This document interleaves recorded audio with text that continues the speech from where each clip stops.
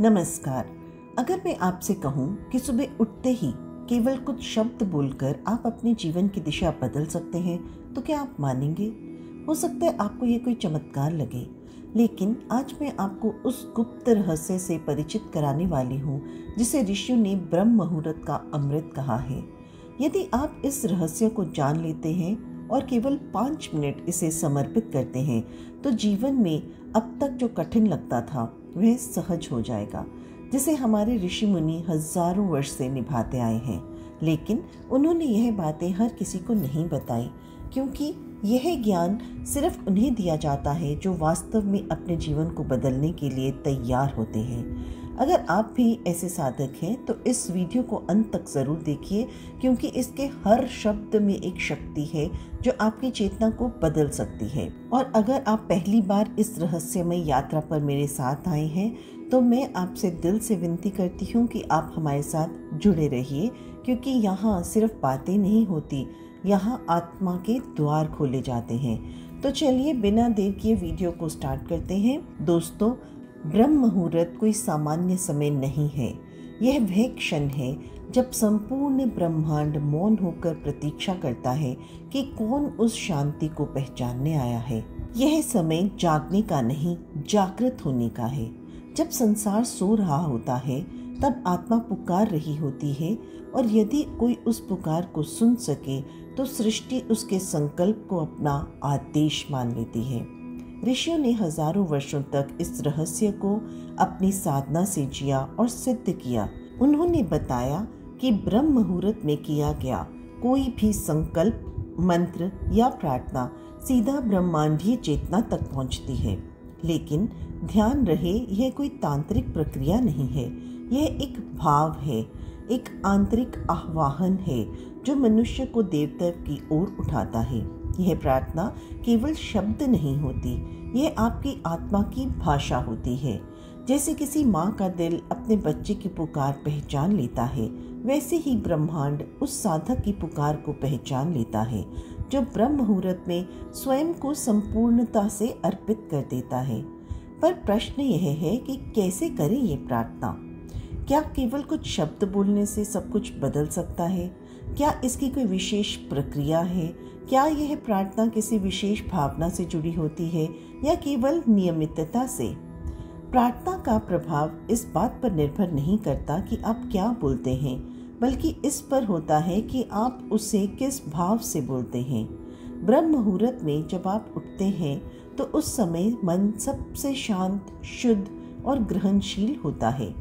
यह वह क्षण होता है जब आपका चेतन मन अभी तक संसार के भारीपन से पूरी तरह नहीं जुड़ा होता। ऐसे में यदि आप उस क्षण में आंखें बंद कर एक भी प्रार्थना पूरे भाव से करते हैं, तो वह ब्रह्मांड के सबसे सूक्ष्म स्तर पर गूंजने लगती है। यहाँ केवल बोलना काफी नहीं, यह अनुभव करना जरूरी है। जब आप प्रार्थना करते हैं तो कल्पना करें आपके शब्द प्रकाश बनकर आकाश में उड़ रहे हैं। ये केवल शब्द नहीं, ऊर्जा है।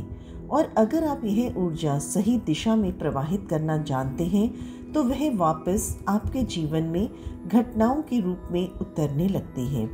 जैसे कोई बीज मिट्टी में बो दिया जाए, वैसे ही आपकी प्रार्थना भी ब्रह्मांडीय भूमि में बीज बनकर प्रतीक्षा करती है उस क्षण की जब वह अंकुरित होकर फल दे।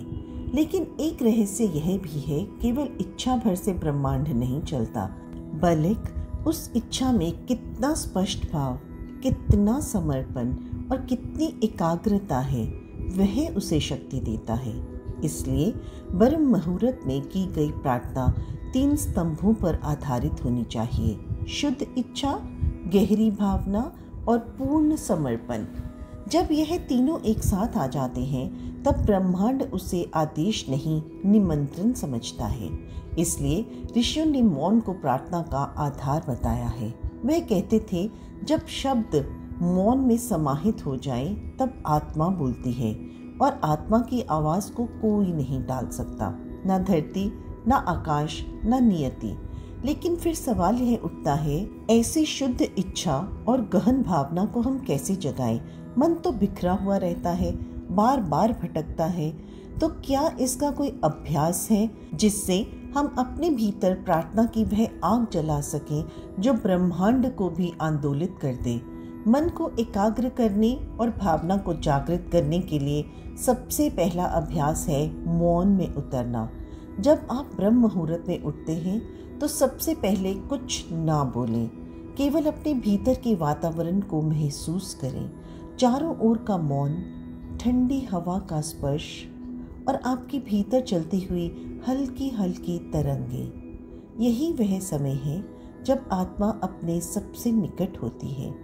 इस क्षण आप अपनी हथेलियों को जोड़ें और आंखें बंद करके बस यह भावना लाएं, मैं ईश्वर के समीप हूँ और आज मेरी हर प्रार्थना सुनी जाएगी। यह भावना भीतर एक गहराई पैदा करेगी। अब धीरे धीरे अपने हृदय को अनुभव करें, जैसे वहाँ एक धीमा लेकिन शक्तिशाली कंपन हो रहा हो। यह कंपन ही वह पुल है जिसके माध्यम से आपकी चेतना ब्रह्मांड से जुड़ने लगती है। अब एक गहरी सांस लें और धीरे धीरे उसे छोड़ते हुए कोई छोटा सा प्रार्थना मंत्र बोले, जैसे हे प्रभु, मुझे अपने प्रकाश से भर दो। इस क्षण केवल शब्द ना बोलें, बल्कि मानिए कि वही प्रकाश सचमुच आपके भीतर उतर रहा है। इस अभ्यास को संकल्प ध्यान कहा जाता है, जहां आप अपने भावों को इतनी शक्ति देते हैं कि वे मात्र सोच नहीं रहते, बल्कि वास्तविकता बनने लगते हैं। विज्ञान भी यह सिद्ध कर चुका है कि सुबह सुबह हमारे मस्तिष्क की तरंगें थीटा और अल्फा स्टेट में होती हैं। यही वही तरंगें हैं जो अवचेतन मन से सीधा जुड़ाव बनाती हैं। और अगर इसी अवस्था में आप कोई भावना, कोई चित्र, कोई संकल्प बार बार दोहराते हैं तो वह आपके जीवन का हिस्सा बन जाती है। लेकिन कई बार मन स्थिर नहीं होता, व्याग्रता, आलस्य और संदेह आने लगते हैं। ऐसे में एक और अभ्यास जुड़ता है, आभार की प्रार्थना। जब आप केवल मांगने की जगह धन्यवाद देने लगते हैं, धन्यवाद प्रभु मेरे जीवन में जो आ रहा है उसके लिए, तो ब्रह्मांड आपके साथ अधिक गहराई से जुड़ने लगता है, क्योंकि मांगने से कहीं अधिक शक्ति स्वीकृति में होती है। अब प्रश्न यह उठता है, क्या इस प्रार्थना को किसी विशेष दिशा की ओर मुख करके करना चाहिए? क्या इसका कोई विशेष आसन है? और क्या कुछ ऐसे शब्द हैं जो प्रार्थना की शक्ति को और अधिक बढ़ा देते हैं? दिशा का चयन उस कंपन पर निर्भर करता है जो ब्रह्मांड की ऊर्जा से मेल खाता है। भारत में प्राचीन ऋषियों ने गहन ध्यान के माध्यम से यह अनुभव किया कि पूर्व दिशा में, जहाँ से सूर्य का प्रकाश पहली बार पृथ्वी को छूता है, सबसे अधिक ऊर्जावान होती है। ब्रह्म मुहूर्त में जब आप पूर्व दिशा की ओर मुख करके बैठते हैं तो आप उस दिव्य ऊर्जा के प्रवाह से सीधा जुड़ जाते हैं जो ब्रह्मांड से हर सुबह पृथ्वी पर उतरती है। आपका आसन, यानी जिस स्थिति में आप बैठते हैं, वह भी उतना ही महत्वपूर्ण है। पीठ सीधी, आंखें हल्की बंद, दोनों हाथ घुटनों पर या प्रार्थना मुद्रा में हो। यह स्थिति शरीर को स्थिरता देती है और मन को सजग बनाती है। कोशिश करें कि आपका शरीर ना तो बहुत तनाव में हो और ना ही ढीला, बस एक संतुलित स्थिरता हो, जैसे कोई दीपक जिसकी लौ हवा में भी नहीं कांपती। अब बात उन रहस्यमय शब्दों की जिन्हें ऋषियों ने मंत्र कहा है, लेकिन ध्यान रखें, मंत्र कोई जादू नहीं, यह कंपन है, शब्दों के माध्यम से उत्पन्न की गई ऊर्जा। उदाहरण के लिए, जब आप कहते हैं ओम नमो भगवते वासुदेवाय, तो यह सिर्फ एक वाक्य नहीं है, ये आपकी चेतना को उस विराट स्तोत्र से जोड़ता है जिसे हम भगवान कहते हैं। और जब यह मंत्र ब्रह्म मुहूर्त की निस्तब्धता में बोला जाता है तो इसका प्रभाव कई गुना बढ़ जाता है। यदि आप किसी विशेष इच्छा की पूर्ति के लिए प्रार्थना कर रहे हैं तो उसे स्पष्ट और सरल शब्दों में कहें, लेकिन उसके साथ एक सकारात्मक भाव जोड़ें, जैसे हे प्रभु, मैं अपने जीवन में शांति और प्रेम को अनुभव कर रही हूँ। इसके लिए कृतज्ञ हूँ। इसे मांगने की नहीं, मान लेने की भावना से बोले। ब्रह्मांड को स्पष्टता पसंद है, इसीलिए भ्रम, भय या अधूरे वाक्य नहीं, बल्कि पूर्ण विश्वास और उत्साह के साथ प्रार्थना करें। कुछ विशेष शब्द जैसे शांति, प्रकाश, आनंद, करुणा, ये कोई साधारण शब्द नहीं है। इनका उच्चारण ब्रह्म मुहूर्त में आपके आसपास एक सूक्ष्म ऊर्जा का क्षेत्र बना देता है, जो आपको दिन भर एक विशेष आवृत्ति में बनाए रखता है। यह ऊर्जा धीरे धीरे आपके विचारों, भावनाओं और कर्मों को बदलने लगती है। लेकिन एक रहस्य अभी भी बाकी है। केवल शब्दों और भावनाओं से भी अधिक गहरी होती है प्रार्थना की प्रतिध्वनि। यानी जब एक ही भावना, एक ही शब्द को प्रतिदिन उसी समय दोहराया जाए तो वह कंपन स्थायी हो जाती है। यह वह रहस्य है जिसे ऋषियों ने नित्य साधना कहा। अब प्रश्न उठता है, अगर हम प्रतिदिन एक ही प्रार्थना करें तो क्या यह बोरिंग, यांत्रिक नहीं हो जाएगी? और क्या हम हर दिन नए भाव कैसे जगा सकते हैं? प्रार्थना जब हर दिन एक ही समय, एक ही स्थान और एक ही भावना से दोहराई जाती है तो वह केवल शब्द नहीं रह जाती, वह एक चेतन कंपन बन जाती है। यह वही है जिसे वेदों ने ऋतु चक्र साधना कहा गया है, यानी किसी कार्य को ब्रह्मांड की लय में ढाल देना। और जब प्रार्थना इस तरह की लय में बहने लगती है तो उसमें ब्रह्मांड की ऊर्जा स्वतः ही समाहित होने लगती है। यह विज्ञान है। आपके मस्तिष्क की न्यूरोनल नेटवर्क बार बार दोहराए गए भावों को अधिक गहराई से आत्मसात करता है। इसलिए जब आप रोज एक ही प्रार्थना करते हैं लेकिन उसे हर दिन नई भावना से करते हैं तो वही शब्द हर बार नया चमत्कार उत्पन्न करते हैं। यहाँ भावनाओं का रहस्य शुरू होता है। मान लीजिए आपने कहा, हे प्रभु मुझे शांति दीजिए, लेकिन उस क्षण आपके भीतर असहजता, क्रोध या निराशा है तो आपके शब्द और ऊर्जा एक नहीं है। लेकिन जब आप अपनी आंखें बंद करते हैं और पहले उस भाव को महसूस करते हैं कि मैं शांत हूँ, मैं प्रकाश से घिरा हूँ, तब वह शब्द भीतर से निकलता है, बाहर से नहीं। यही आत्मा की आवाज़ है।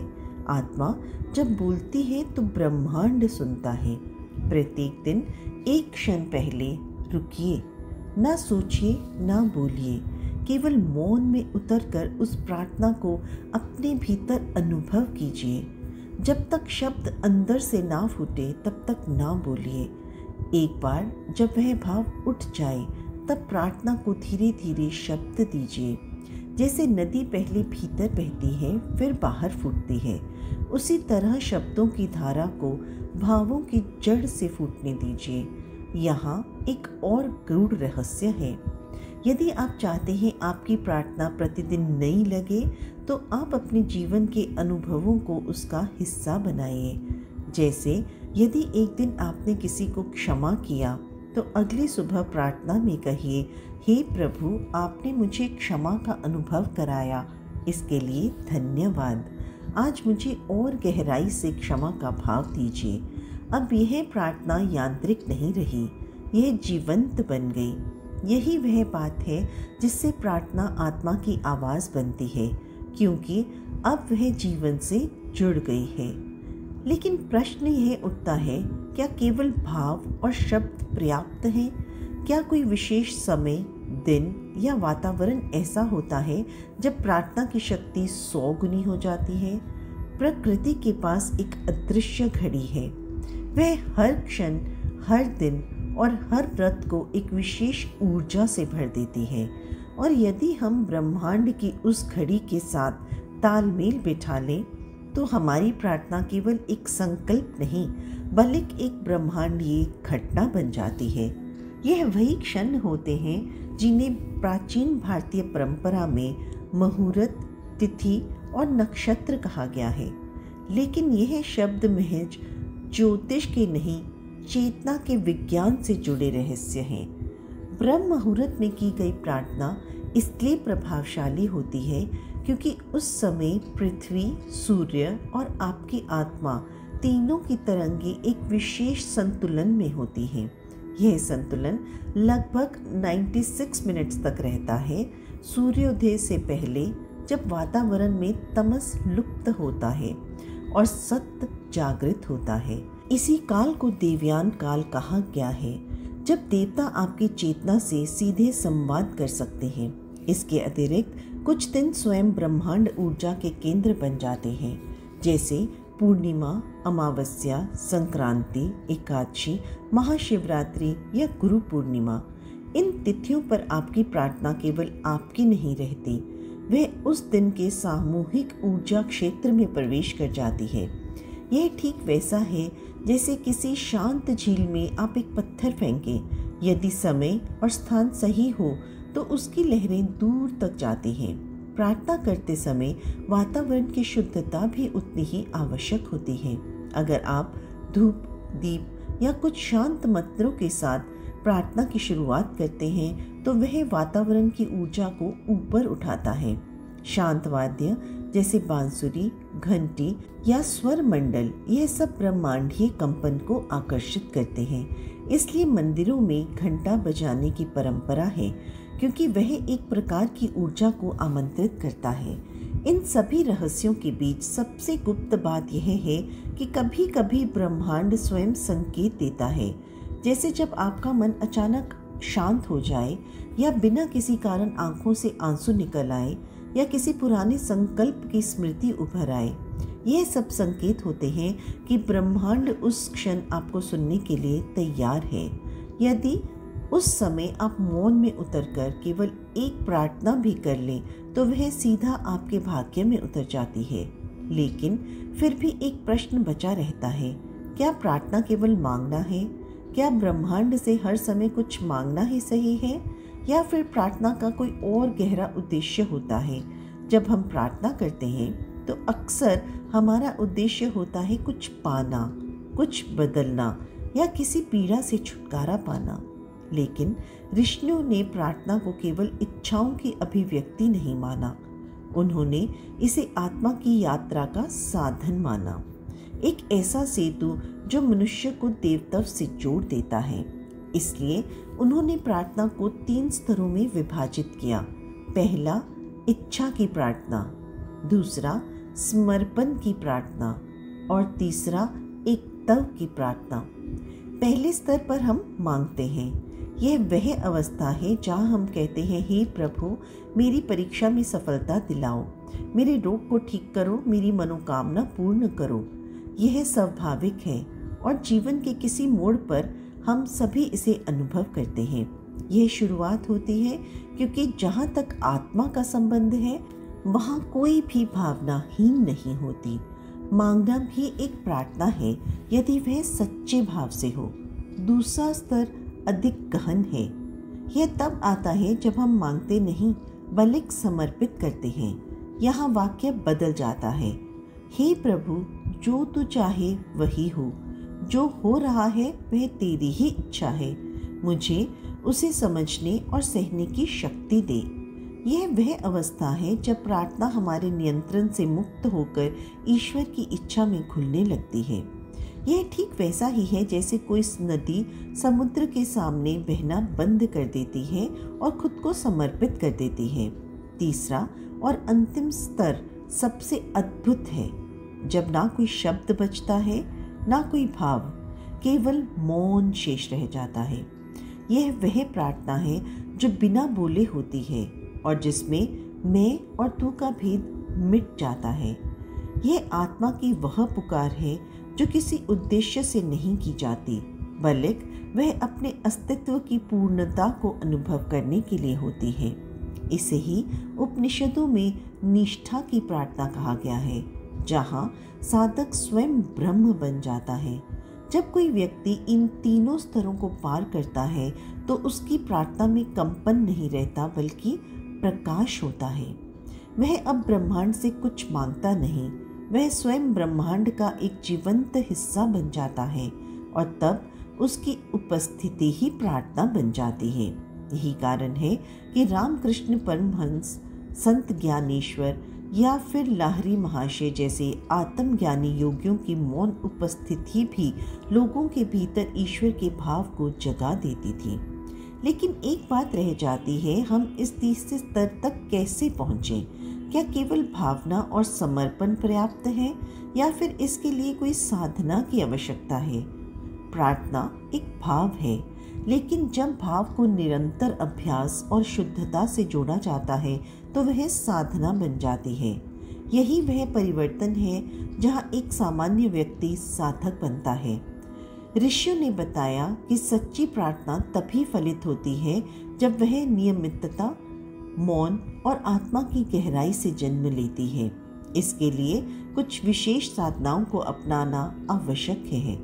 ये दिखने में सामान्य लग सकती है, पर इनके प्रभाव असाधारण होते हैं। पहली साधना है प्रभात मौन। ब्रह्म मुहूर्त में उठने के बाद कम से कम 20 मिनट तक बिना बोले मौन में बैठना। इस मौन को केवल बाहरी मौन ना समझें, यह भीतर की चंचलता को भी शांत करने का अभ्यास है। जब आप इस मौन में बैठते हैं तो भीतर की हलचलें एक एक करके शांत होने लगते हैं और अंत में केवल एक कंपन शेष रह जाता है, जैसे कि ऋषियों ने ओम का सूक्ष्म नाद कहा। दूसरी साधना है सांसें गिनकर प्रार्थना करना। जैसे ही आप प्रार्थना करने बैठें, सबसे पहले अपनी सांसों को गिनें। गहरी सांस लें, छोड़ें और हर सांस के साथ मन में प्रभु का स्मरण करें। यह साधना मन को एकाग्र करती है और आपकी ऊर्जा को चारों दिशाओं से समेटकर एक केंद्र पर लाती है। जितनी गिनती स्पष्ट होगी उतना ही आपका चित्त स्थिर होगा। तीसरी साधना है दीप प्रार्थना। एक छोटा सा दीपक जलाएं और उसकी लौ को ध्यानपूर्वक देखें। लौ की नाभि पर ध्यान केंद्रित करें और उसी लौ से अपने भीतर उजाला फैलता हुआ महसूस करें। यह साधना आपको बाहरी अंधकार से हटाकर आंतरिक प्रकाश की ओर ले जाती है। जब आप उस प्रकाश में प्रार्थना करते हैं तो वह केवल शब्द नहीं रह जाते, वह स्वयं प्रकाश बन जाते हैं। चौथी साधना है संवेदन प्रार्थना। जब आप किसी के लिए प्रार्थना करें तो केवल शब्दों में नहीं, बल्कि यह महसूस करते हुए करें कि आप उसके दुख को महसूस कर पा रहे हैं। जैसे किसी माँ को अपने बच्चे के दर्द का अनुभव होता है, वैसे ही उस व्यक्ति की पीड़ा को महसूस करें और फिर प्रार्थना करें। यह संवेदना आपकी प्रार्थना को शक्तिशाली बनाती है, क्योंकि वह तब आत्मा की करुणा से उत्पन्न होती है। और पांचवी साधना है नाद योग प्रार्थना। जब आप मंत्रों को बोलते हैं, विशेषकर ओम या सोहम जैसे मंत्र, तो उन्हें केवल उच्चारण ना समझें। उनकी ध्वनि, उनका कंपन और वह संपंदन जो शरीर के भीतर फैलता है, उसे अनुभव करें। यही ध्वनि धीरे धीरे आपको उस ब्रह्मांडीय ध्वनि से जोड़ती है जहाँ प्रार्थना और उत्तर एक हो जाते हैं। यह साधनाएं दिखने में सामान्य हैं, पर जब इन्हें निष्ठा और नियमितता से किया जाए तो यह व्यक्ति को साधक और साधक को आत्मा की गहराई में ले जाती है। लेकिन इसके बावजूद कई लोग कहते हैं, मैंने यह सब किया फिर भी मेरी प्रार्थना का उत्तर नहीं मिला, क्या कारण है? ऐसे में मन निराश हो जाता है और कभी कभी तो ईश्वर के अस्तित्व पर ही संदेह होने लगता है। लेकिन क्या वास्तव में ईश्वर हमारी सुनते नहीं, या फिर हम ही उस संप्रेक्षण को समझ नहीं पाते? महर्षियों ने बताया है कि प्रार्थना का फल ना मिलने का सबसे बड़ा कारण है चंचल चित्त। जब हम प्रार्थना करते हैं तो हमारी बाहरी जीभ तो कुछ कहती है, पर भीतर का मन दूसरी ही दिशा में दौड़ रहा होता है। यह ठीक वैसा है जैसे कोई दीपक जलाना चाहे लेकिन चारों ओर से हवा चल रही हो। लौ जलती है पर स्थिर नहीं हो पाती, और ईश्वर वह केवल स्थिर लौ को देखता है, कंपन नहीं। दूसरा कारण है प्रार्थना का उद्देश्य केवल स्वार्थ से प्रेरित होना। यदि हम केवल अपनी कामनाओं की पूर्ति के लिए प्रार्थना करते हैं तो वह प्रार्थना गहरी नहीं हो पाती। आत्मा की प्रार्थना में समर्पण होता है, केवल मांग नहीं। जब हम कहते हैं, हे प्रभु मुझे वह दो जो मेरे लिए श्रेष्ठ है, भले ही मैं अभी ना समझ सकूं, तब हमारी प्रार्थना एक नए स्तर पर पहुंचती है। तीसरा कारण है समय के साथ धैर्य की कमी। ब्रह्मांड के नियम हमारी घड़ी से नहीं चलते। हम तो तुरंत परिणाम चाहते हैं, पर दिव्य योजना दीर्घकालिक होती है। कभी कभी जो फल हमें सालों बाद मिलता है वह भी हमारी उसी प्रार्थना का उत्तर होता है जिसे हमने बहुत पहले किया था लेकिन भूल गए। चौथा कारण है विपरीत कर्म की बाधा। यदि हम दिन भर में जो कर्म करते हैं वह हमारी प्रार्थना से विपरीत हो तो वह ऊर्जा टकरा जाती है। जैसे कोई सुबह कहे, हे प्रभु मुझे शांति दो, और दिन भर विवाद में पड़े, तो वह प्रार्थना भीतर तक नहीं पहुंचती। प्रार्थना को केवल शब्दों से नहीं, कर्मों से भी पुष्ट करना होता है। पांचवा कारण है अविश्वास की सूक्ष्म परछाई। बाहर से भले ही हम कहें कि हमें विश्वास है, लेकिन भीतर एक डर, एक संदेह, क्या सच में मेरी प्रार्थना सुनी जा रही है? यह कंपन हमारी प्रार्थना की दिशा को भटका देता है। ईश्वर भाव देखते हैं, और जब भाव में संशय हो तो वह कंपन टूट जाता है। और अंतिम कारण है प्रार्थना के पीछे आत्मा का ना जुड़ना। जब तक हम केवल शब्दों और भावनाओं तक सीमित रहते हैं तब तक वह केवल एक मानसिक क्रिया रहती है, लेकिन जब हृदय, आत्मा और चेतना एक साथ उस प्रार्थना में उतरती है तभी वह ब्रह्मांड के मूल तक जाती है। अब प्रश्न उठता है, इन बाधाओं को पार कैसे करें, और क्या कोई ऐसी प्राचीन युक्ति है जिससे हम इन छाया बाधाओं को हटा सकें और सीधे ईश्वर से जुड़ सकें? जब एक सामान्य पुरुष प्रार्थना करता है तो वह ईश्वर से कुछ मांग रहा होता है। जब कोई योगी प्रार्थना करता है तो वह मांगता नहीं, जुड़ता है। यही अंतर है एक याचक और एक साधक में, और इससे जुड़ने के लिए ऋषियों ने कुछ अत्यंत गुप्त और प्रभावशाली विधियां विकसित की, जिन्हें हम योगिक प्रार्थना विधियां कह सकते हैं। पहली विधि है प्राण समर्पण ध्यान। ब्रह्म मुहूर्त में जब आप शांत होकर बैठें तो अपनी आंखें बंद कर लें और 10 बार गहरी सांस लें। हर सांस को लेते समय कल्पना करें कि आप ब्रह्मांड से ऊर्जा ले रहे हैं, और छोड़ते समय यह अनुभव करें कि आप अपने सभी भय, इच्छाएं और संदेह छोड़ रहे हैं। जब आप यह प्रक्रिया करते हैं तो आपका शरीर और मन एक विशेष लय में आ जाते हैं, जिसे ऋषियों ने सत्य संकल्प लय कहा। दूसरी विधि है नाभि केंद्र की प्रार्थना। प्राचीन तंत्र ग्रंथों में बताया गया है, जब कोई व्यक्ति अपनी प्रार्थना को नाभि के पास स्थित मणिपुर चक्र पर केंद्रित करता है और वहीं से शब्दों को महसूस करता है तो वह कंपन सीधा ब्रह्मांड की चेतना तक जाता है, क्योंकि यहीं से हमारी इच्छा शक्ति और ऊर्जा का स्तोत्र सक्रिय होता है। आप प्रार्थना करते समय अपने मन को उस चक्र पर केंद्रित करें। इससे आपकी प्रार्थना केवल शब्द नहीं, ऊर्जा बन जाएगी। तीसरी विधि है त्रिकाल स्मरण प्रार्थना। इसका अर्थ है भूत, वर्तमान और भविष्य, तीनों कालों को एक साथ ध्यान में रखकर प्रार्थना करना। उदाहरण के लिए आप कहें, हे ईश्वर, मैं जानता हूँ कि जो कुछ मेरे साथ हुआ वह मेरे कर्मों का फल था। जो हो रहा है वह आपकी कृपा है, और जो होगा वह आपके संकल्प के अनुसार होगा। जब कोई साधक इस भाव में प्रार्थना करता है तो वह ईश्वर को अपने संपूर्ण काल में आमंत्रित करता है, और जब ईश्वर केवल सुनते नहीं, साथ चलने लगते हैं। चौथी विधि है स्वर योगिक प्रार्थना, जिसमें आप अपने दाएं और बाएं नासिका छिद्रों की लय को पहचानते हैं और उसी के अनुसार प्रार्थना करते हैं। यदि बायां स्वर सक्रिय है तो शांतिमय प्रार्थना करें।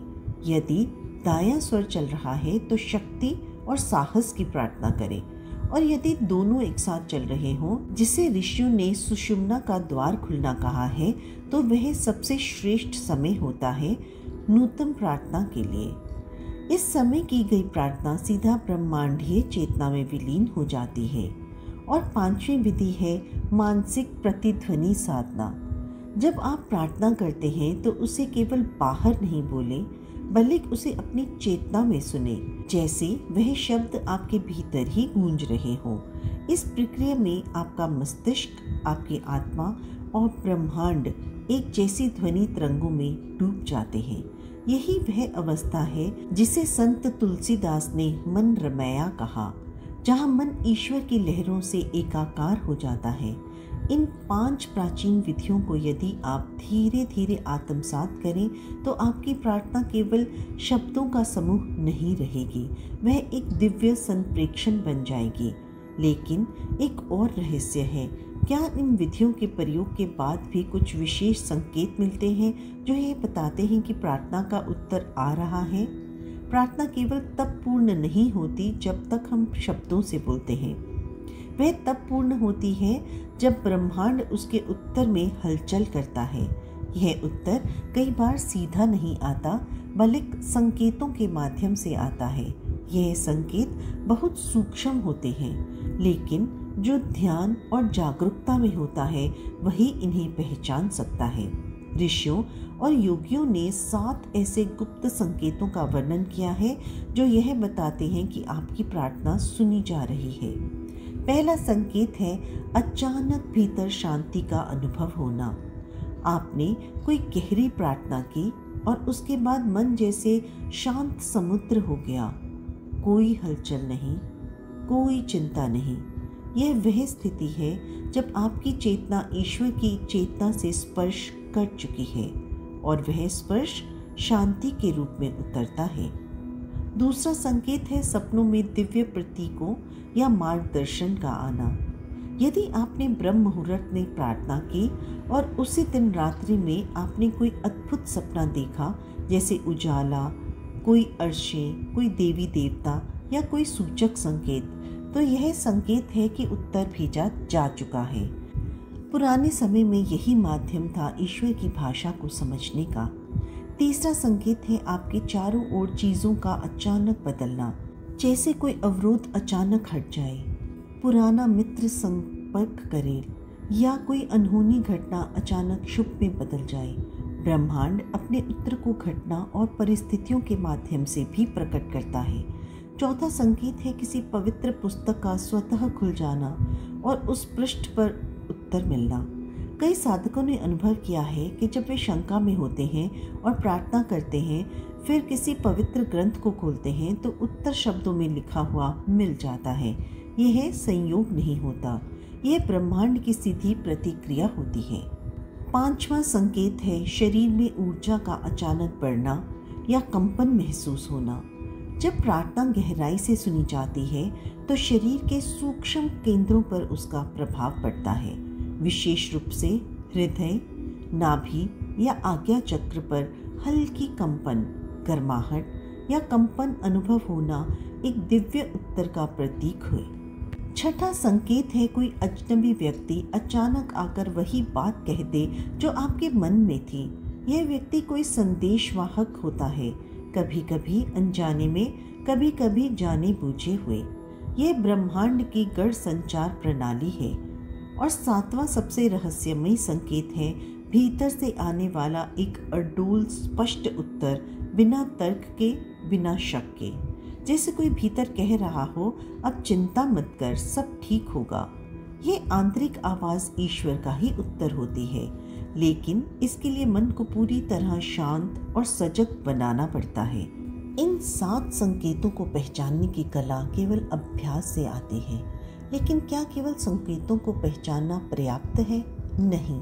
यदि आप चाहें कि ईश्वर न केवल आपकी प्रार्थना सुने, बल्कि स्वयं आपके भीतर प्रकट हो, तो उसके लिए एक अत्यंत रहस्यमयी साधना है जिसे केवल कुछ योगियों ने ही अपनाया है।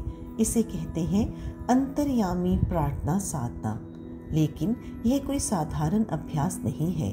यह वह प्रक्रिया है जिसमें साधक अपने मन को इतना शुद्ध करता है, अपने संकल्प को इतना मजबूत करता है और अपने भाव को इतना गहरा बनाता है कि स्वयं ईश्वर उसकी चेतना में उतरने लगते हैं। यह साधना श्री कृष्ण ने गीता में संकेत रूप में बताई।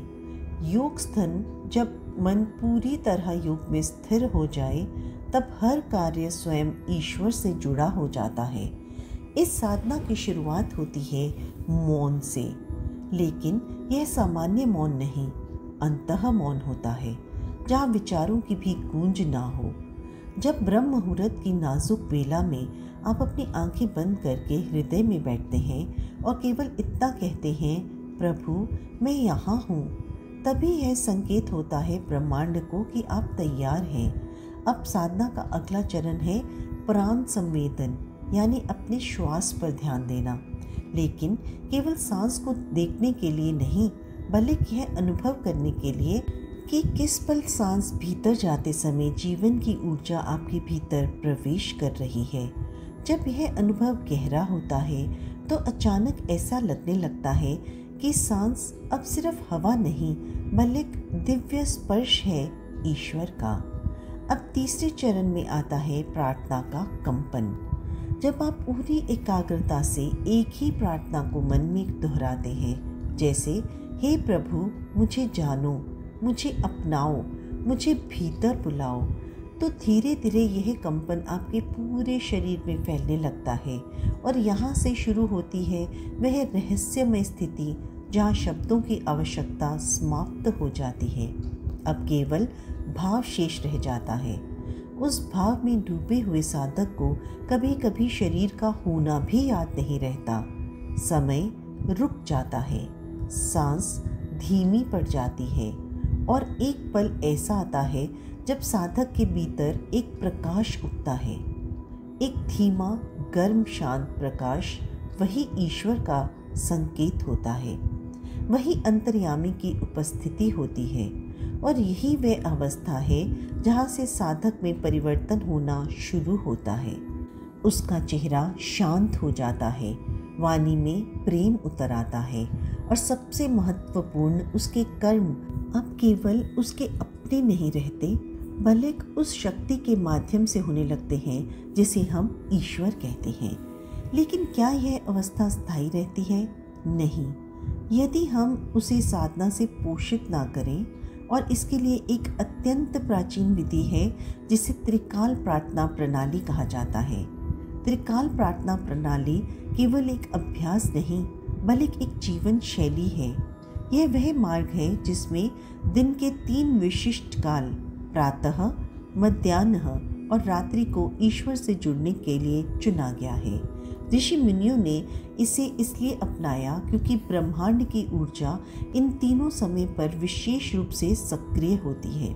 जैसे सागर की लहरें ज्वार भाटे के समय तीव्र होती हैं, वैसे ही चेतना की तरंगें इन तीनों समूह पर विशेष रूप से सक्रिय होती हैं।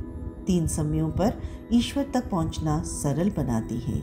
प्रातःकाल की प्रार्थना यानी ब्रह्म मुहूर्त वह समय है जब संपूर्ण प्रकृति एक दिव्य मौन में होती है। इस समय की गई प्रार्थना सबसे शुद्ध होती है क्योंकि मन अभी तक संसार के प्रभाव में नहीं आया होता। जब आप इस समय मौन होकर केवल एक ही बात कहें, हे प्रभु मैं आज आपको अपने साथ चाहती हूँ, तो यह संकल्प पूरे दिन की चेतना को दिव्यता से भर देता है। दोपहर की प्रार्थना, जिसे मध्याह्न संकल्प कहा जाता है, तब की जाती है जब मन दिन के कार्यों में सबसे अधिक व्यस्त होता है। यही वह समय होता है जब हम सबसे अधिक ईश्वर को भूल जाते हैं। इसलिए इस काल में केवल 2 मिनट के लिए भी यदि हम अपनी आंखें बंद कर लें और अपने भीतर में से एक भाव उठाएं, जो भी मैं कर रहा हूँ आपके लिए कर रहा हूँ, तो यह कर्म को साधना में बदल देता है। रात्रि की प्रार्थना दिन भर की यात्रा का अंतिम चरण, वह क्षण जब आत्मा वापस अपने शाश्वत घर की ओर लौटने को होती है। इस समय की गई प्रार्थना सबसे भावपूर्ण होती है। यदि आप केवल इतना कहें, प्रभु दिन भर मैं कितना गिरा, लेकिन फिर भी आपने मुझे थामा, और फिर हृदय से आभार प्रकट करें, तो यह प्रार्थना निद्रा को ध्यान में बदल देती है। ये तीनों प्रार्थनाओं में एक रहस्य यह है कि इनमें कोई दिखावा नहीं होता, ना कोई विशेष मुद्रा चाहिए, ना कोई विशेष स्थान, बस मन चाहिए और उसमें सच्चाई। यह त्रिकाल प्रणाली आपके भीतर एक ऐसी ऊर्जा जगाती है जो आपकी चेतना को धीरे धीरे उस स्तर तक ले जाती है जहाँ केवल दिव्यता ही शेष रहती है। लेकिन क्या केवल यह प्रणाली पर्याप्त है? नहीं, क्योंकि बहुत से लोग यह तीनों प्रार्थनाएं करते हैं, फिर भी उन्हें ईश्वर की उपस्थिति महसूस नहीं होती। क्यों? क्योंकि वे एक गुप्त भूल कर बैठते हैं, एक ऐसी भूल जो साधक को ईश्वर से दूर रख देती है, चाहे वह कितनी भी सच्ची प्रार्थना कर रहा हो। यह गुप्त भूल दिखने में बहुत छोटी लगती है, लेकिन यही वह कारण है कि अधिकांश साधक वर्षों तक प्रार्थना करते हैं और फिर भी ईश्वर को छू नहीं पाते। वह भूल है मांगने की आतुरता में स्वीकार करने की कला को खो देना। जब भी हम प्रार्थना करते हैं, हम कुछ मांगते हैं, सफलता, स्वास्थ्य, शांति, प्रेम, लेकिन हम यह भूल जाते हैं कि सच्चे भक्त की प्रार्थना मांगने से नहीं, समर्पण से शुरू होती है। यदि कोई बच्चा हर बार अपने माता पिता से कुछ मांगे, लेकिन यह ना माने कि वह पहले से उसके लिए सर्वश्रेष्ठ सोच रहे हैं, तो वह केवल याचक बनकर रह जाएगा, पुत्र नहीं। प्रार्थना में सच्चा बल तब आता है जब हम केवल मांगने नहीं, सुनने भी बैठते हैं। अधिकतर लोग ईश्वर से बात करते हैं लेकिन उसे सुनते नहीं। यही सबसे बड़ी भूल है। यदि आप हर बार केवल बोले जा रहे हैं, प्रभु यह दो, वे दो, और कभी शांत होकर यह नहीं पूछते कि प्रभु आप मुझसे क्या चाहते हैं, तो संबंध एक तरफा हो जाता है। यहाँ एक रहस्य की बात करें।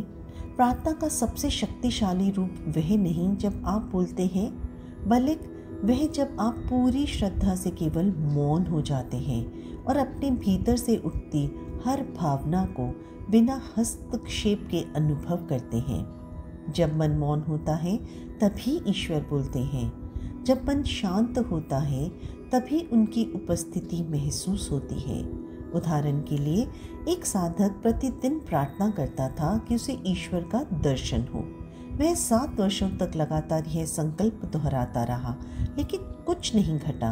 एक दिन वह बहुत थक गया और प्रार्थना के स्थान पर बैठकर बस चुप हो गया, बिना कुछ बोले, बिना कुछ मांगे।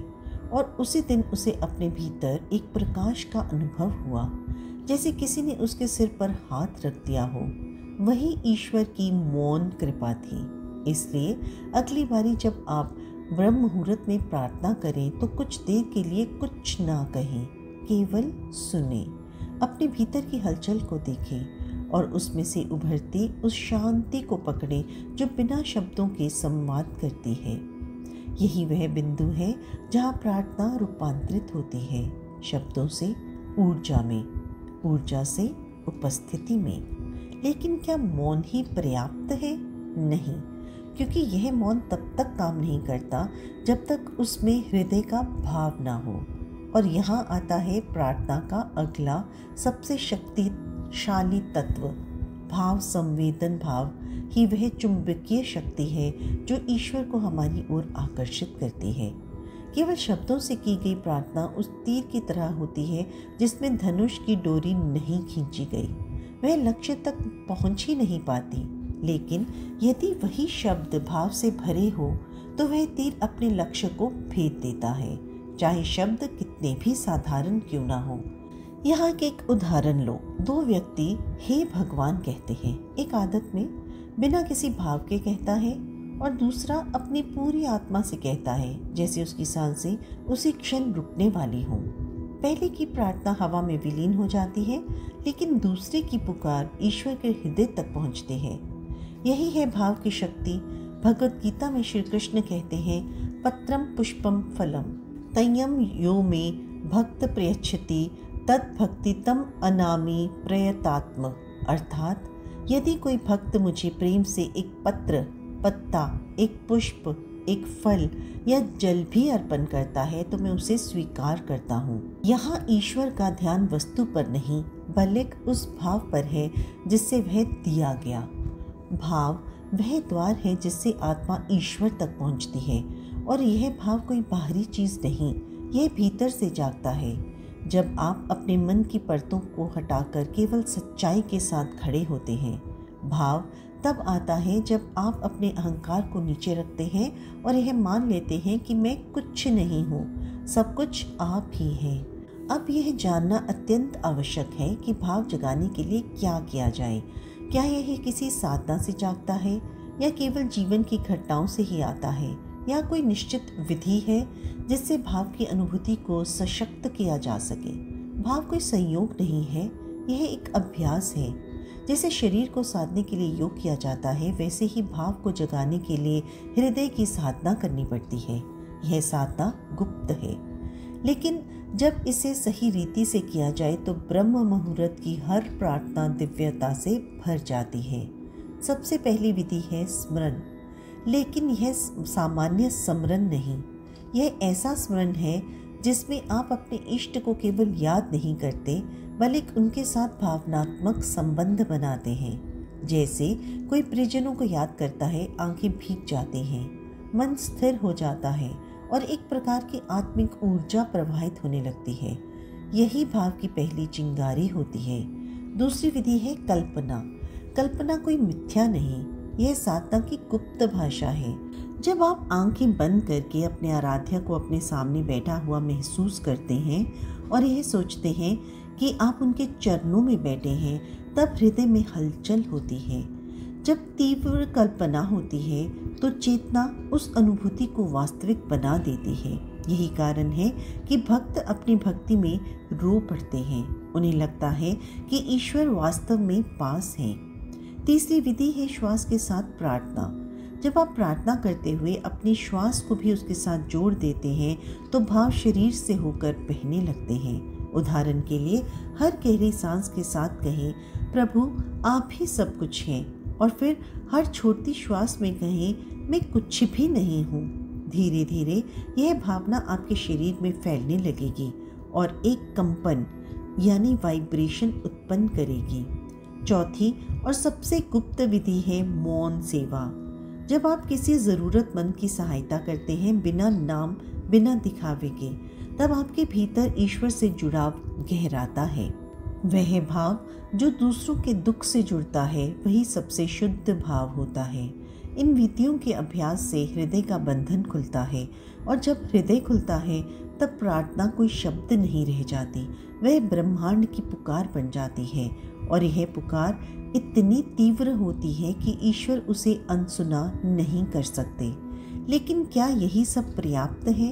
यदि भाव भी हो, विधियाएं भी हो, फिर भी कभी कभी प्रार्थना अधूरी क्यों रह जाती है?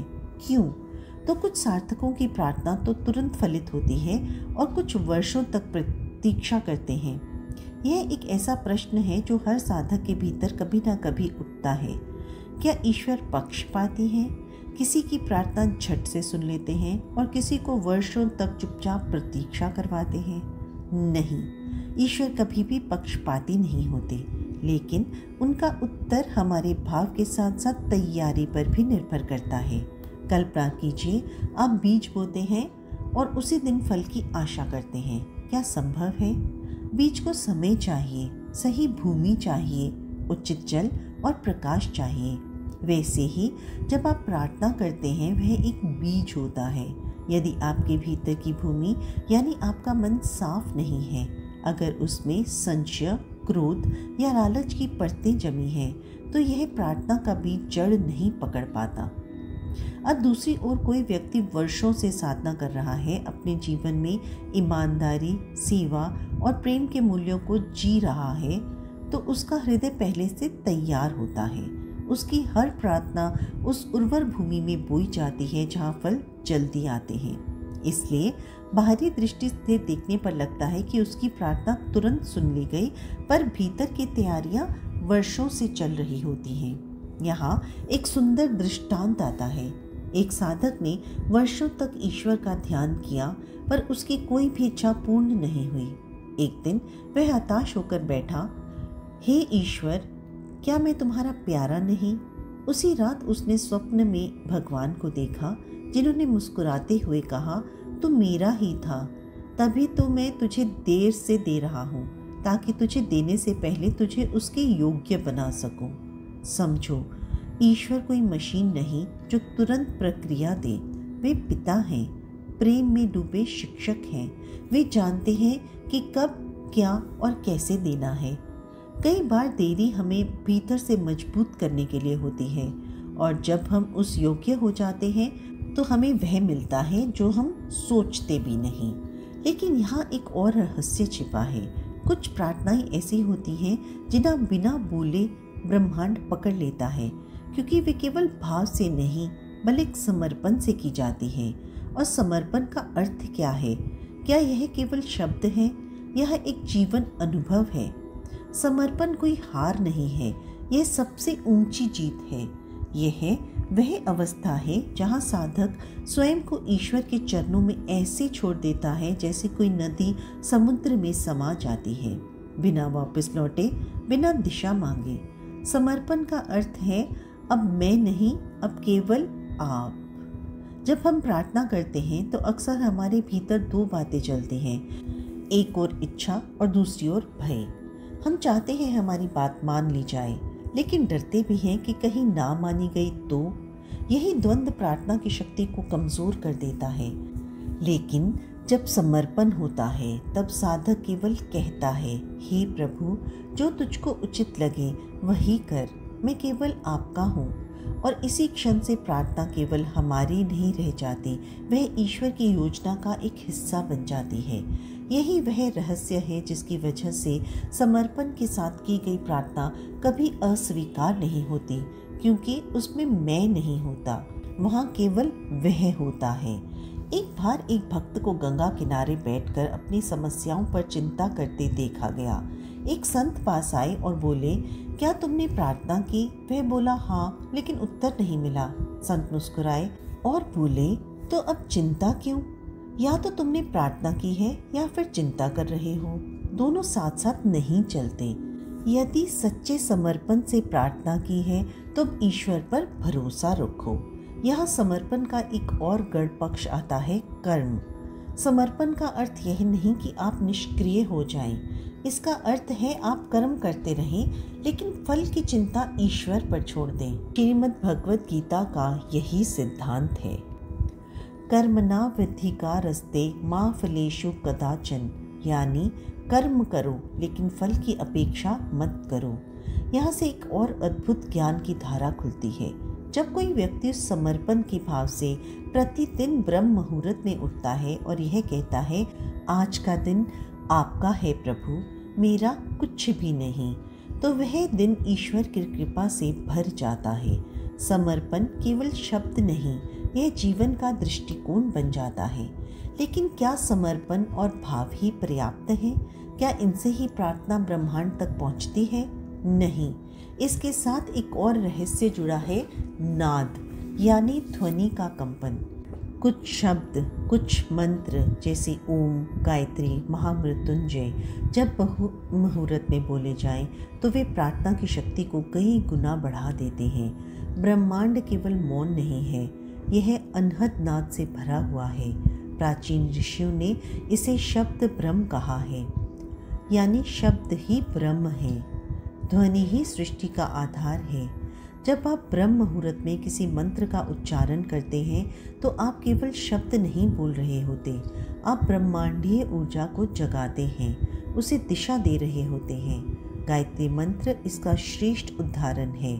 जब इसे प्रातःकालीन बेला में शांत, स्पष्ट और श्रद्धा से जपा जाता है तो इसका कंपन हमारे शरीर की ऊर्जा प्रणाली यानी नाड़ियों और चक्रों को सक्रिय करता है। यह एक वैज्ञानिक प्रक्रिया है। उच्चारण की ध्वनि, लय और उसका कंपन मस्तिष्क के तरंगों को स्थिर करता है और उसे ब्रह्मांडीय चेतना के साथ जोड़ता है।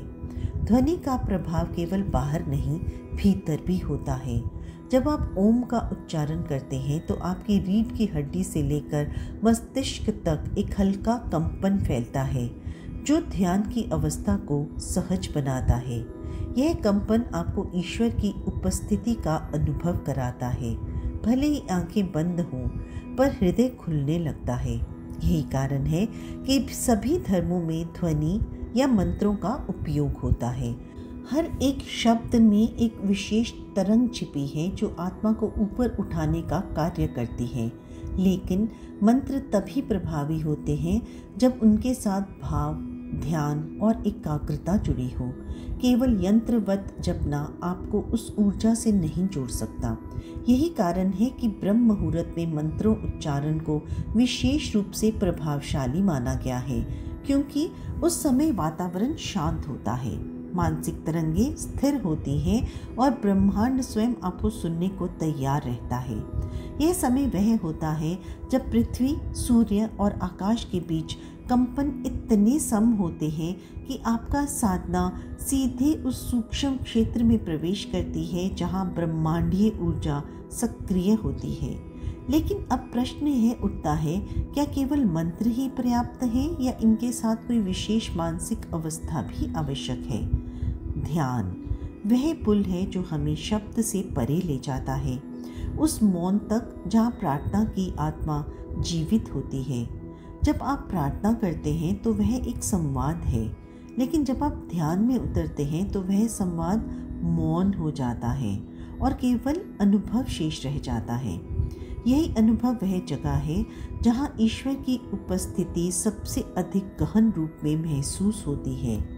ब्रह्म मुहूर्त का समय केवल मंत्रों और शब्दों का नहीं, ध्यान की सबसे उपयुक्त अवस्था का समय है, क्योंकि यह वह घड़ी होती है जब प्रकृति स्वयं ध्यान में होती है।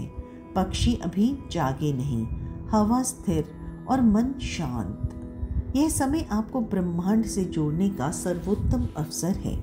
ध्यान में प्रवेश करने का सबसे सरल तरीका है सांस। जब आप अपनी सांसों को गिनते हैं, उन्हें महसूस करते हैं, तो आप धीरे धीरे अपने शरीर, विचार और इच्छाओं से दूर हटते हैं। और जब आप इस मौन में उतरते हैं, तब प्रार्थना स्वयं आपकी चेतना बन जाती है।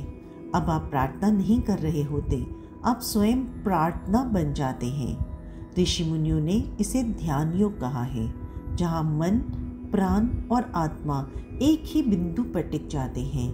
ध्यान केवल आंखें बंद करने का नाम नहीं है, यह अपनी ऊर्जा को भीतर समेटने और उस केंद्र पर स्थित होने का नाम है जहाँ केवल आप और ईश्वर होते हैं।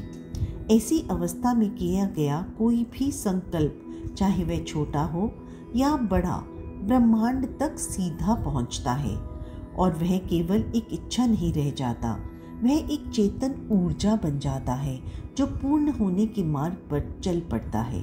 जब ध्यान की अवस्था में प्रार्थना की जाती है, तब उसका कंपन आपके विचारों से निकलकर सूक्ष्म ऊर्जा में परिवर्तित हो जाता है। और यही वह ऊर्जा है जो आपके जीवन में घटनाओं को आकार देने लगती है। लोग, संयोग, अवसर, सब कुछ आपके भीतर की उस शांति से जुड़कर प्रकट होने लगता है। परंतु क्या केवल ध्यान में बैठना ही पर्याप्त है या कोई और साधना भी है जो इस प्रक्रिया को और तीव्र और प्रभावशाली बना सकती है? यह साधना है मौन की साधना। इसे ऋषियों ने मौन व्रत या मौन ध्यान कहा है।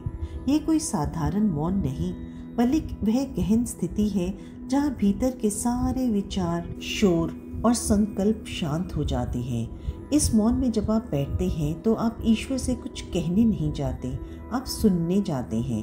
ब्रह्म मुहूर्त का समय इस मौन साधना के लिए विशेष रूप से उपयुक्त होता है, क्योंकि इस समय संसार की ध्वनियाँ शांत होती हैं और ब्रह्मांडीय ऊर्जा अधिक स्पष्टता से ग्रहण की जा सकती है। यह मौन केवल बोलने से परहेज नहीं, यह भीतर के संवाद को भी शांत करना है। ऋषियों ने कहा है कि जिस क्षण मन शून्य होता है, वही आत्मा ईश्वर से संवाद करती है। इस मौन में की गई प्रार्थना एक प्रश्न नहीं होती, वह स्वयं उत्तर बन जाती है। कई बार लोग कहते हैं कि हम प्रार्थना करते हैं लेकिन जवाब नहीं आता। कारण यह है कि हम प्रार्थना तो करते हैं पर सुनने का मौन नहीं रखते।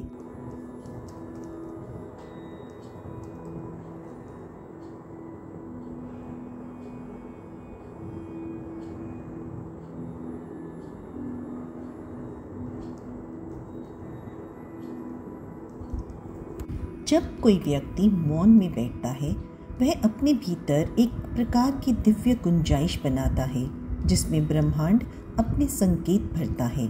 यह संकेत विचारों, अनुभूतियों या कभी कभी स्पष्ट शब्दों के रूप में भी प्रकट हो सकते हैं। कई संतों ने इसे आंतरिक वाणी कहा है, जो केवल मौन में ही सुनी जा सकती है। इस मौन के अभ्यास के लिए आपको किसी कठिन आसन या स्थिति की आवश्यकता नहीं है, बस शांत होकर बैठ जाइए। मन को सांसों पर टिकाइए और हर विचार को बिना विरोध किए जाने दीजिए। धीरे धीरे मन एकदम स्पष्ट होता है और वहीं से शुरू होती है वह दिव्य प्रक्रिया जिसे आप ईश्वर का उत्तर कह सकते हैं। परंतु यह मौन कितना गहरा होना चाहिए? क्या इसे धीरे धीरे साधा जा सकता है या इसके लिए कोई विशेष तकनीक है? मौन को प्राप्त करना कोई अचानक घटने वाली घटना नहीं है।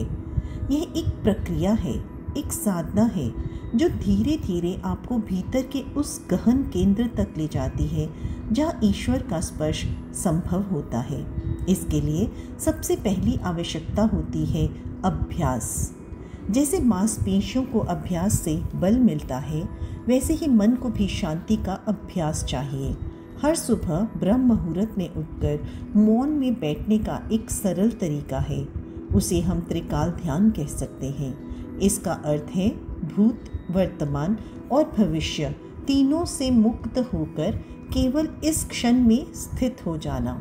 इसके लिए अपनी आंखें बंद करें, शरीर को स्थिर रखें और केवल 3 बातों पर ध्यान दें: सांस का आना, सांस का जाना और इसके बीच का मौन।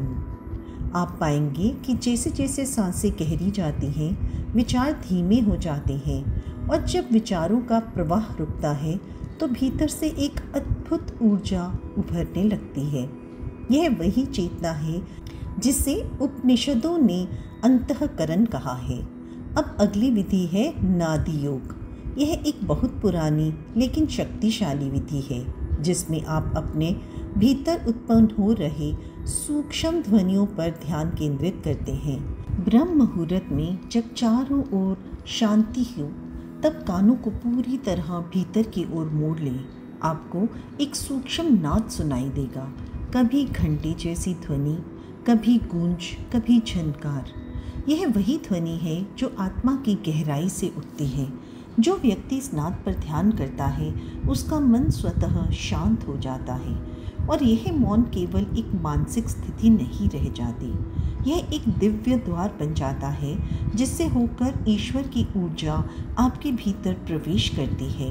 और जब यह मौन स्थिर हो जाता है तो इसके भीतर होने वाले अनुभव अद्वितीय होते हैं। न केवल आंतरिक शांति बल्कि जीवन के उत्तर संकल्पों की पूर्ति और एक दिव्य आत्मविश्वास। यही वह स्थान है जहाँ प्रार्थना केवल इच्छा नहीं रह जाती, वह आकाश में बोए गए बीज की तरह फल देने लगती है। अब प्रश्न उठता है, क्या इस मौन में केवल बैठना ही पर्याप्त है या इसे और गहरा बनाने के लिए कुछ विशेष भाव भी आवश्यक होते हैं? मौन में बैठना एक बाहरी प्रक्रिया है, परंतु भीतर जो चल रहा होता है वही साधना का असली आधार बनता है।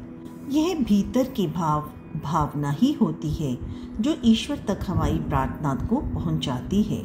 जैसे एक दीपक बिना तेल के नहीं जलता, वैसे ही मौन बिना सही भावना के निष्प्रभ हो जाता है। इन आंतरिक भावों में सबसे पहला है समर्पण। जब आप ब्रह्म मुहूर्त में मौन बैठें तो अपने भीतर यह भाव रखें कि हे प्रभु, मैं कुछ मांगने नहीं, केवल जुड़ने आई हूँ। यदि आप मुझे कुछ देना चाहते हैं तो आपका धन्यवाद, और यदि नहीं देना चाहते तो भी आपका धन्यवाद। यह भाव प्रार्थना को इतनी शक्ति देता है कि वह ब्रह्मांडीय शक्ति को आकर्षित कर लेता है। दूसरा भाव है श्रद्धा। श्रद्धा वह चाबी है जिससे दिव्य तिजोरी खुलती है। प्रार्थना करते समय भीतर यह अटूट विश्वास होना चाहिए कि जो कुछ मैं मांग रही हूँ वह मुझे अवश्य मिलेगा। यदि अभी नहीं तो किसी शुभ घड़ी में, और यदि नहीं मिला तो उससे भी कुछ श्रेष्ठ मेरी ओर आ रहा है। तीसरा भाव है करुणा। जब प्रार्थना केवल अपने लिए ना होकर समष्टि के लिए हो, जब आप अपने साथ साथ दूसरों के सुख और कल्याण की भावना रखते हैं, तब ब्रह्मांड आपके लिए अधिक शक्तिशाली रूप से सक्रिय होता है। जो केवल अपने लिए मांगता है वह भिखारी है, पर जो सबके लिए मांगता है वह संत है। इन भावों के साथ जब आप मौन में बैठते हैं तो आपकी ऊर्जा का स्तर स्वतः ऊंचा हो जाता है। और यही ऊर्जावान स्थिति ईश्वर को आपकी प्रार्थना की ओर खींच लाती है। यह प्रार्थना फिर केवल शब्द नहीं रह जाती, वह एक जीवन तरंग बन जाती है जो समय, दूरी और बाधाओं को पार कर ईश्वर तक पहुंचती है। लेकिन क्या इन भावों को केवल सुबह के समय महसूस किया जाना चाहिए? क्या दिन भर भी इन्हें बनाए रखा जा सकता है? ब्रह्म मुहूर्त में की गई साधना और प्रार्थना केवल कुछ क्षणों का अनुभव नहीं होनी चाहिए। यह तो वह बीज है जिसे पूरे दिन की गतिविधियों में सींचा जाना चाहिए, ताकि वह जीवन रूपी वृक्ष को ईश्वरीय फल दे सके। इसके लिए हमें समझना होगा कि प्रार्थना केवल बोलने से नहीं, जीने से सिद्ध होती है। जब आप सुबह मौन में बैठते हैं, समर्पण और श्रद्धा से भरे होते हैं, तो उसी भावना को अपने भीतर एक लौ की तरह जलता रहने दें। दिन की शुरुआत एक संकल्प से करें। आज का हर कार्य, हर वाणी, हर विचार उसी मौन की संतुलित छाया में होगा जो मैंने ब्रह्म मुहूर्त में अनुभव किया। इसका एक तरीका यह है कि दिन में कुछ क्षणों के लिए, चाहे वह भोजन के पहले हो, कार्य के बीच में हो या सोने से पहले, अपनी आंखें बंद कर उस प्रातःकालीन ऊर्जा को याद करें। केवल 30 सेकंड का मौन भी उस दिव्यता को फिर से जीवित कर सकता है। दूसरा तरीका है अपने कर्मों को प्रार्थना बना देना। जब आप किसी की मदद करते हैं, जब आप प्रेम पूर्वक बात करते हैं, जब आप बिना कारण मुस्कुराते हैं, तब आप उस मौन को कर्म में बदल रहे होते हैं। गीता में श्री कृष्ण कहते हैं, योग कर्मसु कौशलम। जब कर्म केवल कर्तव्य नहीं रह जाता, बल्कि ध्यान पूर्वक और भाव पूर्वक किया जाता है, तो वह योग बन जाता है। यहाँ से ही हमारी प्रार्थना स्थायी रूप लेती है।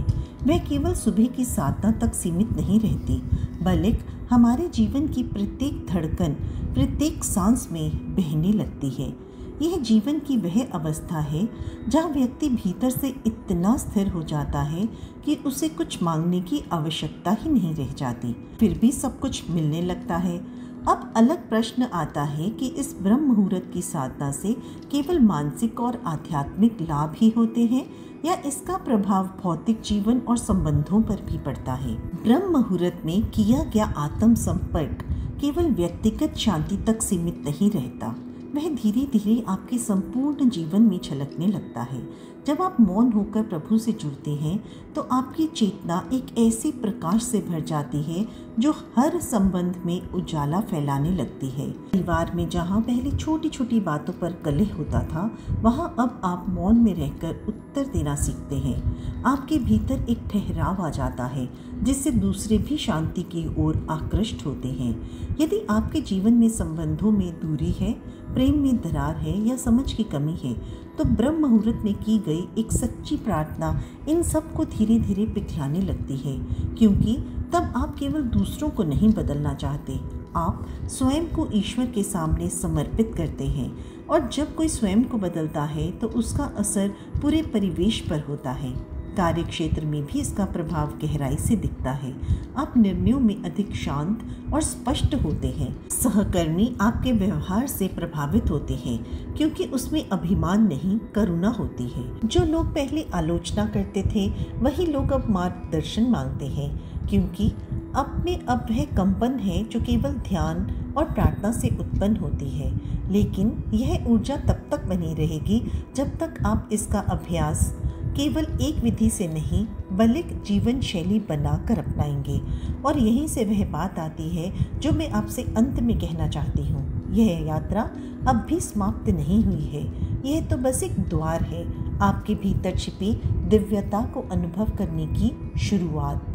यदि आप चाहते हैं कि ऊर्जा कभी ना रुके, अगर आप हर दिन कुछ नया सीखना चाहते हैं, अगर आप चाहते हैं कि हर सुबह आपको कोई जेंटली याद दिलाए कि आप कौन हैं और क्या बन सकते हैं, तो मैं आपसे विनम्र निवेदन करती हूँ कि आप हमारे इस चैनल के साथ जुड़ जाएं। यह केवल एक चैनल नहीं है, यह एक साधना का रंग है, एक परिवार है जो आपके साथ उसी दिव्यता की ओर चलना चाहता है। हम आपको ऐसी ज्ञान, ध्यान और अनुभवों की श्रृंखला देते रहेंगे जो आपके भीतर के चमत्कार को जागृत कर सकते हैं। जय गुरुदेव।